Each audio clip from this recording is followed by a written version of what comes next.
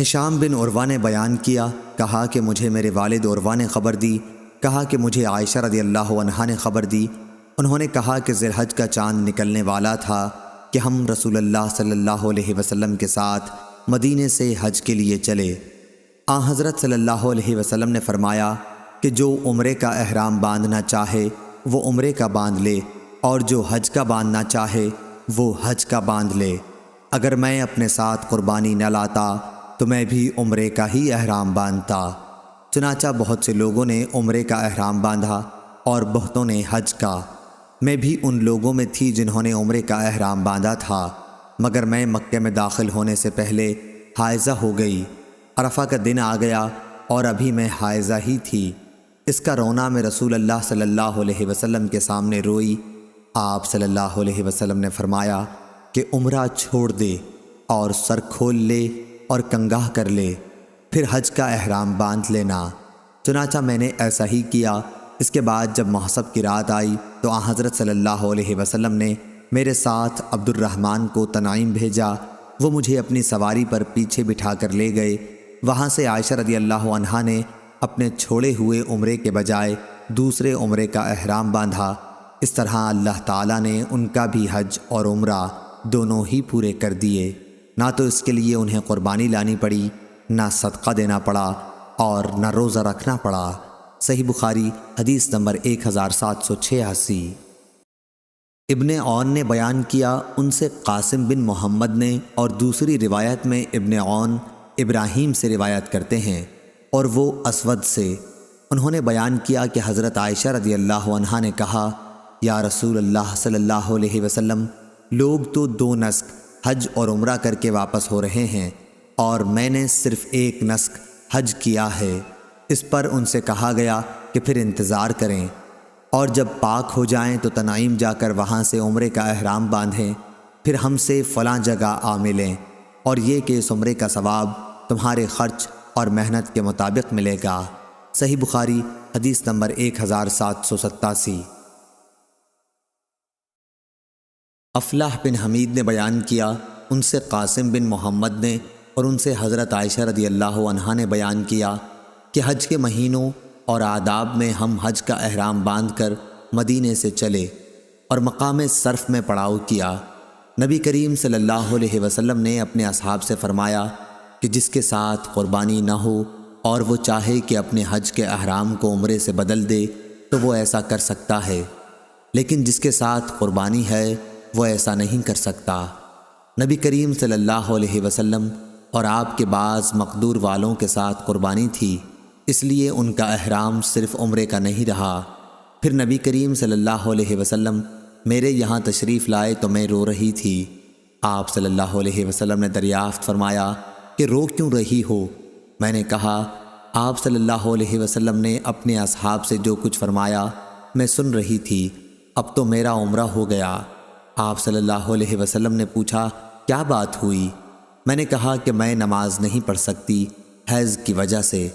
حضرت صلی اللہ علیہ وسلم نے اس پر فرمایا کہ کوئی حرج نہیں، تو بھی آدم کی بیٹیوں میں سے ایک ہے، اور جو ان سب کے مقدر میں لکھا ہے وہی تمہارا بھی مقدر ہے۔ اب حج کا احرام باندھ لے، شاید اللہ تعالیٰ تمہیں عمرہ بھی نصیب کرے۔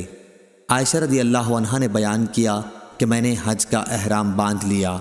پھر جب ہم حج سے فارغ ہو کر اور منا سے نکل کر محسب میں اترے تو حضرت صلی اللہ علیہ وسلم نے عبد الرحمن کو بلایا اور ان سے کہا کہ اپنی بہن کو حد حرم سے باہر لے جا، تنعیم، تاکہ وہ وہاں سے عمرے کا احرام باندھ لیں، پھر طواف و سعی کرو، ہم تمہارا انتظار یہیں کریں گے۔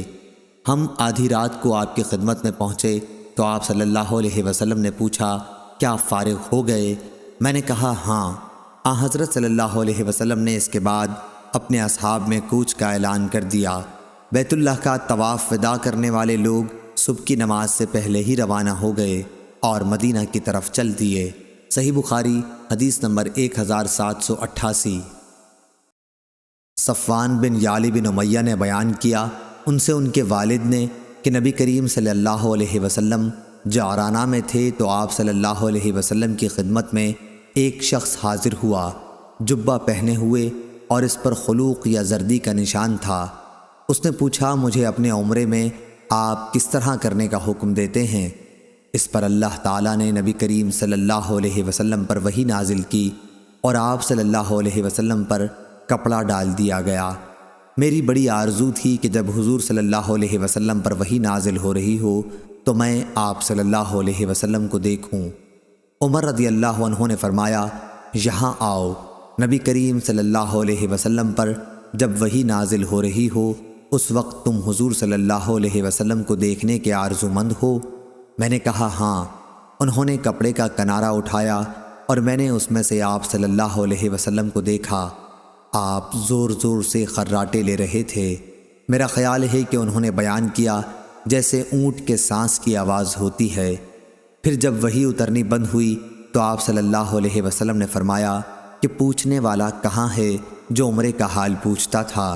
اپنا جبہ اتار دے، خلوق کے اثر کو دھو ڈال اور زعفران کی زردی صاف کر لے، اور جس طرح حج میں کرتے ہو اسی طرح اس میں بھی کرو۔ صحیح بخاری حدیث نمبر 1789۔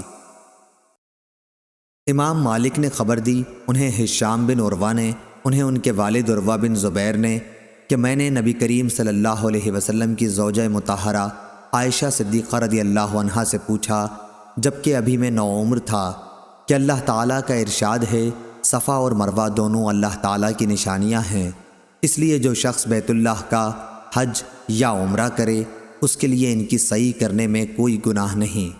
اس لیے میں سمجھتا ہوں کہ اگر کوئی ان کی سعی نہ کرے تو اس پر کوئی گناہ نہ ہوگا۔ یہ سن کر حضرت عائشہ صدیقہ رضی اللہ عنہا نے فرمایا کہ ہرگز نہیں، اگر مطلب یہ ہوتا جیسا کہ تم بتا رہے ہو پھر تو ان کی سعی نہ کرنے میں واقعی کوئی حرج نہیں تھا، لیکن یہ آیت تو انصار کے بارے میں نازل ہوئی ہے جو منات بت کے نام کا احرام باندھتے تھے جو قدید کے مقابل میں رکھا ہوا تھا۔ وہ صفا اور مروہ کی سعی کو اچھا نہیں سمجھتے تھے۔ جب اسلام آیا تو انہوں نے رسول اللہ صلی اللہ علیہ وسلم سے اس کے بارے میں پوچھا اور اس پر اللہ تعالیٰ نے یہ آیت نازل فرمائی کہ صفا اور مروہ دونوں اللہ تعالیٰ کی نشانیاں ہیں، اس لیے جو شخص بیت اللہ کا حج یا عمرہ کرے اس کے لیے ان کی سعی کرنے میں کوئی گناہ نہیں۔